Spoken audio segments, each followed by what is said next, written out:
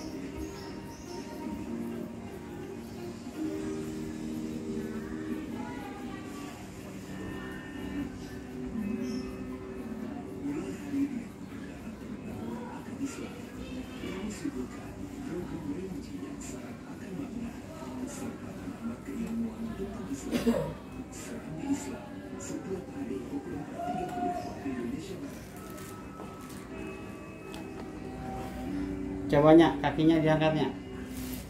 Yang tinggi lagi. Turun. Oke. Up. Oke, siap. Alhamdulillah. Tanda-tanda pergerakan sudah ada. Oke, Nya Aji angkat lagi kakinya. Nah, lebih entengan nggak Nya Aji? Iya, beda ya sama yang tadi ya? Ya tahu dah. Oke. Nya, kalau Nya itu usianya berapanya? 80 adanya? Mau 80. Mau 80 ya? 79 kali ya? Iya. Wah, luar biasa pemirsa. 79 tahun di terapi kejut syaraf, dia masih bisa oke ternyata. Oke, Nyai sekarang mau pindah posisi dari tempat tidur, dia lebih nyaman di bangku sepertinya. Tapi nggak apa-apa. Namanya kita melayani untuk seusianya Aji, buat saya nggak ada masalah. Yang penting mendapatkan satu kenyamanan dari Nya Aji sudah bisa yang kita dapat. Coba Mbak Nur. Wow. Pelan-pelan aja Nya Aji, pelan-pelan aja. Wah, sudah bisa bawa tongkat sendiri ini.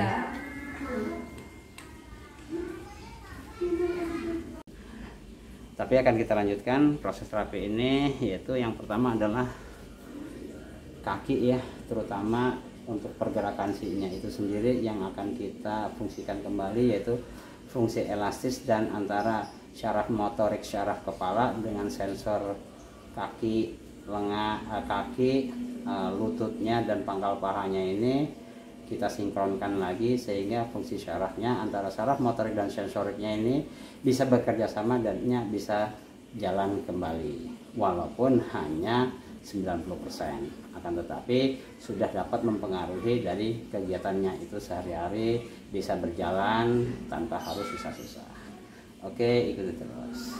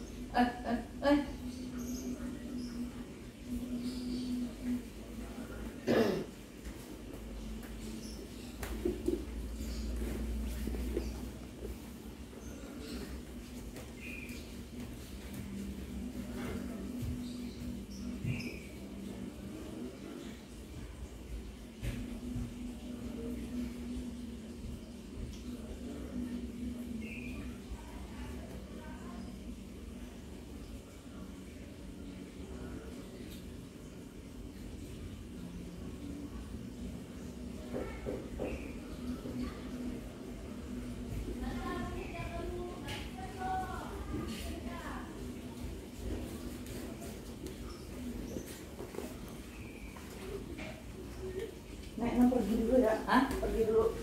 Tok rambut. Iya, Mami. Oh, iya.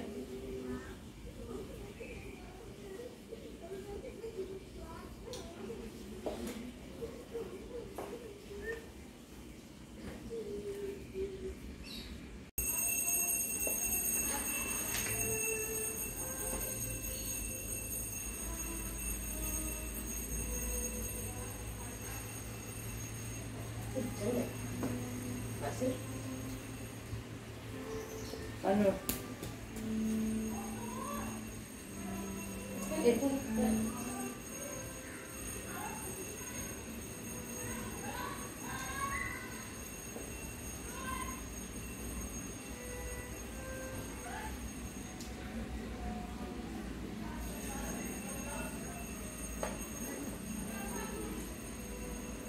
Ini matang apa sih? Tercet. Kalau cetet. Iya. Oh, Gak apa-apa angin nggak kali. apa-apa itu sih. Terus lantar ini. Kayak kedutan. Iya, nih di sini ya. Iya kayak kedutan.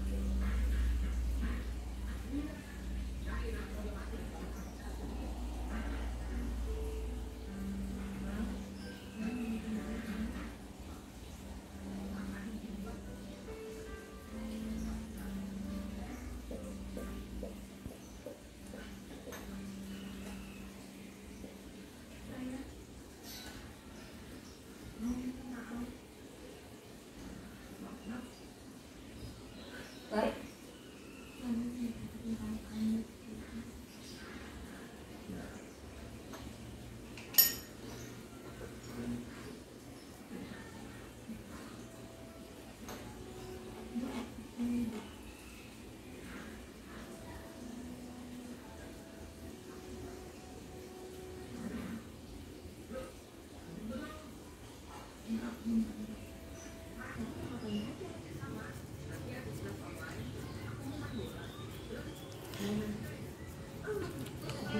Fungsi ini adalah untuk menguatkan fungsi syaraf yang ada di lutut, sehingga lututnya ini bisa bergerak seperti ini ya, karena otot ini kuat. Awal kali terapi otot ini tidak mau bergerak karena tidak bisa berfungsi secara saraf sensoriknya. Sekarang sudah bisa ya, tuh. Nah, ini udah bisa bergerak, bagus. Kita ambilnya di dekat sini, saraf tendangannya, sehingga dia bisa memicu pergerakan di saraf lutut. Oke, kalau kita ginikan, kita akan mengambil syaraf pergerakan di bawah lutut. Ini syarafnya di sini, sehingga yang menggerakkan adalah sini, syaraf gerak sensornya adalah di sini, di pergelangan kaki ini. Nah, di samping itu kita juga akan menggerakkan fungsi syaraf yang ada di pergelangan kaki lengan kaki yang bagian depan. Sedangkan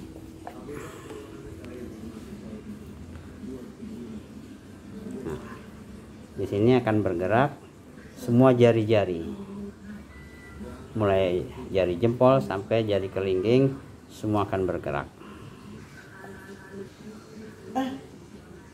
Oke, setelah itu kita mengambil, tetap masih di kaki ya, terutama di kaki sini.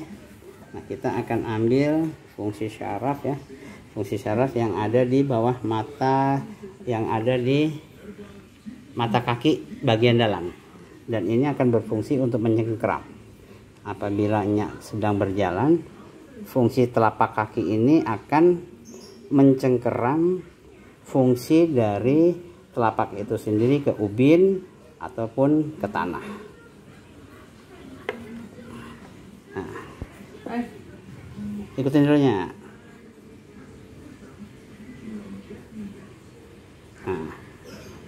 Nah, dia akan mencengkeram seperti ini. Nanti apabila sudah semakin lancar, maka daya cengkeramnya akan lebih kuat, sehingga langkah kaki akan lebih bagus lagi. Sampai nanti mulai dari telapak kaki, syaraf pergerakan jari-jari, pergerakan yang ada di lengan kaki, pergerakan lengan kaki ini sampai ke tulang kering yang sini. Nah, ini banyak syaraf untuk pergerakan. Depan pergerakan ini sampai ke belakang sini. Terus bagian atasnya, bagian di atas tempurung lutut ini sampai ke pangkal paha. Oke, jadi semua akan tahu bagaimana cara proses terapi ini.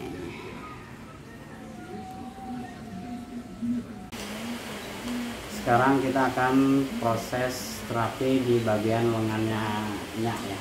Nyak ini dari sini, sehingga nanti Nyak bisa ngangkat seperti ini. Dan alhamdulillah dengan 12 kali terapi Nyak sudah bisa mengangkat tangannya seperti ini. Oke, itu adalah satu kemajuan dengan faktor usia sekitar kurang lebih hampir 80 lah ya. Artinya semangatnya Nyak tetap oke, di terapinya Nyak juga oke, dan hasilnya juga oke. Itu terus.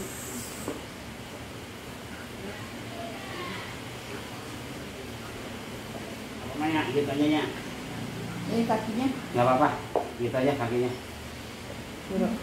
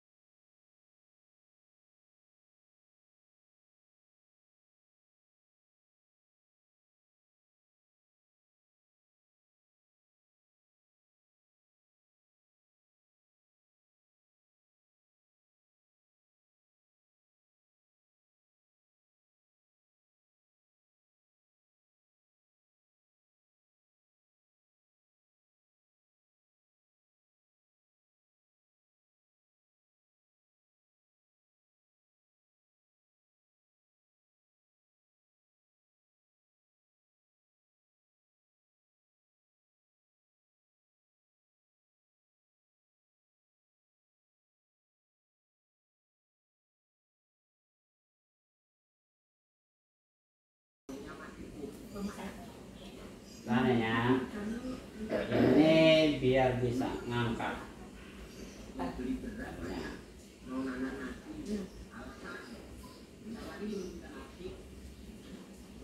Orang kalau bikinnya lebih, kalau ngomong bikin malu orang. Bener kok maknya, aku mau beli beras kok. Alah, mau beli di mana? Akan bikin aja. Terima kasih maknya. Iya.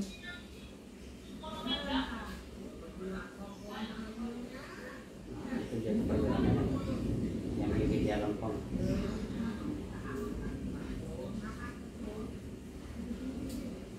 Coba taruh Mbak. Sekarang angkat ya. Oke, bagus. Nanti kita ulangi lagi, Mbak. Kita pancing bagian yang lainnya, Dok.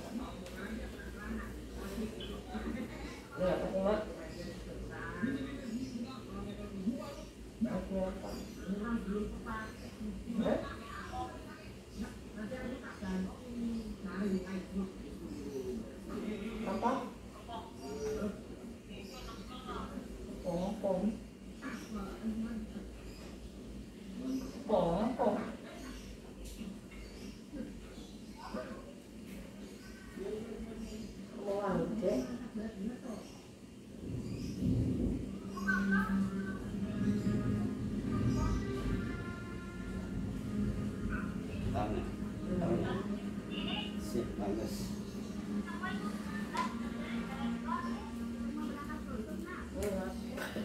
Oke, kita keseimbangannya ya, kupingnya, biar nanti jalannya lebih bagus, karena faktor keseimbangan ini sangat penting untuk latihan jalan atau untuk berjalan melangkahnya.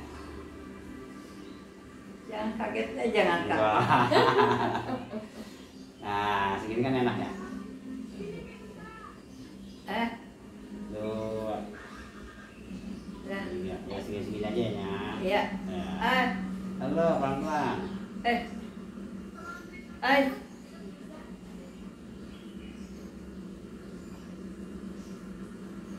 Satu. Halo, pelan-pelan. Segini ya. Mantap nih, bisa tahan lama ini. Ya. Oke, satu lagi. Oh, yang sering ini ya, ngilu. Yang sering ngilu sakit. Oh.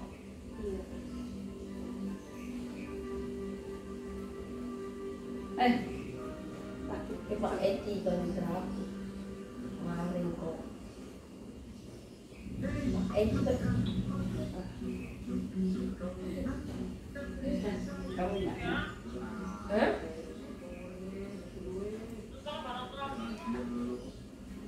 Iya Pak Eti kalau pelatih.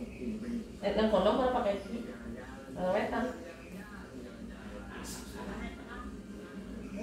Soalnya sama.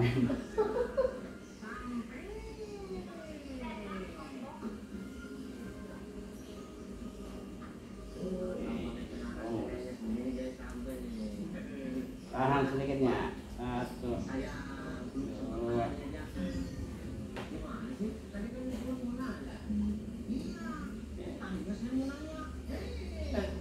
Sakit tuh. Ya, Sakit dalamnya. Iya, ini. Tulangnya. Ya, ini dia yang saya ambil. Satu, dua.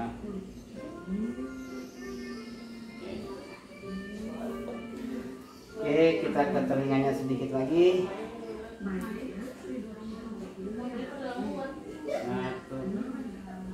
Satu,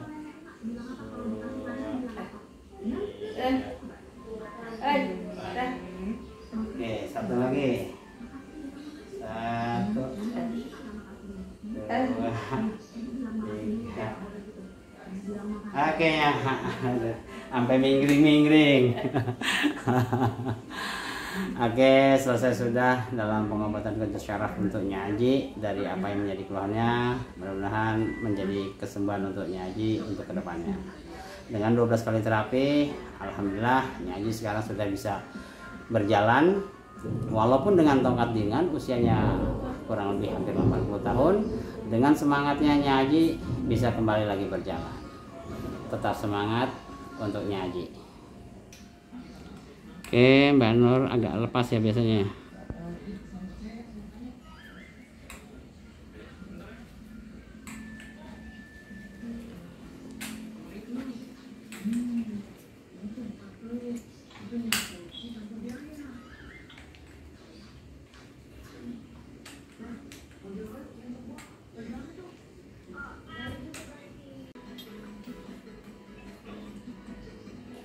Nyak ke depan dulu aja, Nyak.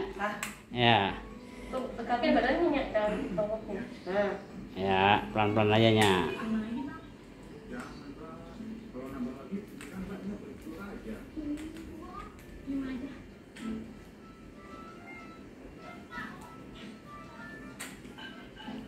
Ya. Putar balik.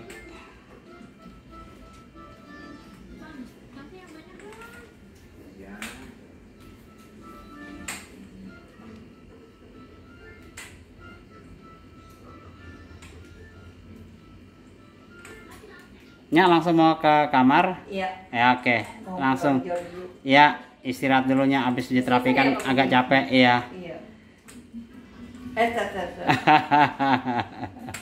Pelan-pelan.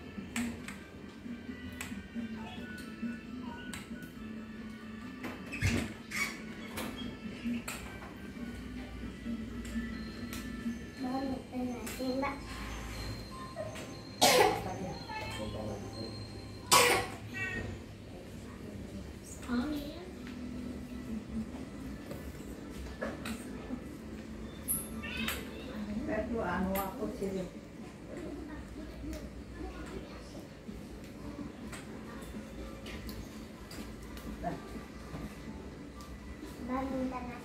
Iya, sudah ya. Di sini kami akan menerangkan bagaimana stroke itu bisa ditangani dengan cepat atau lambat. Yang pertama adalah kita harus bisa mengetahui seberapa besar kerusakan jaringan syaraf motorik yang ada di kepala pasien itu sendiri. Dan apabila bagian kanan yang terimbas, otomatis secara MRI otak atau scan otak itu kerusakannya adalah di jaringan kiri otak kita. Dan apabila terjadinya stroke itu di tangan kiri, maka yang terjadi kerusakan adalah di bagian otak bagian kanan kita. Nah, di situ akan terlihat seberapa besar diameter si syaraf motorik ini terimbas oleh sebab akibat dari sakit stroke-nya ini. Nah, sakit stroke ini bisa beberapa faktor penyebab, terutama tingkat kesetresan yang tinggi, tekanan mental yang tinggi, faktor ekonomi, keluarga, dan lain-lain. Semua itu tidaklah bersumber dari apapun kecuali dari diri kita sendiri.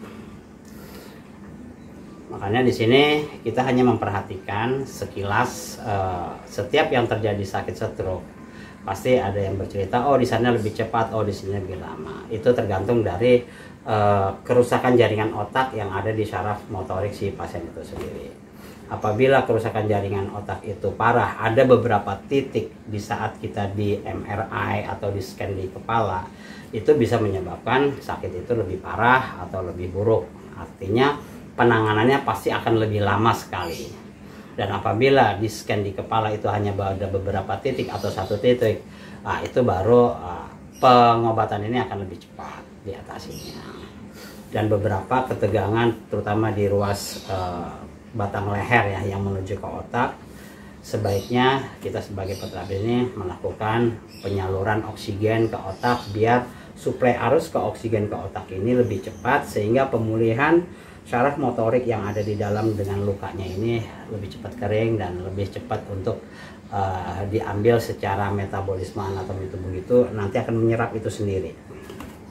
Demikianlah uraian yang bisa kita berikan kepada pemirsa semua tentang terjadinya sakit stroke, yaitu dari pola pikir kita, mindset pola pikir kita, tekanan mental dalam jiwa kita, dan lain-lainnya itu yang menyebabkan ketegangan fungsi syaraf ke otak, yang menyebabkan ketegangan batang leher kita, yang membuat ketidaknyamanan tidur kita, kualitas tidur kita itu menjadi terganggu sampai beberapa hari ke depan dan seterusnya, yang menyebabkan sakit kepala yang tidak hilang-hilang.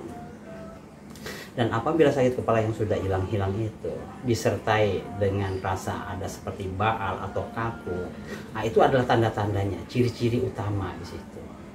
Nah, setelah kaku ada kesemutan, maka terjadilah. Kita nggak tahu, siapapun bisa menimpa.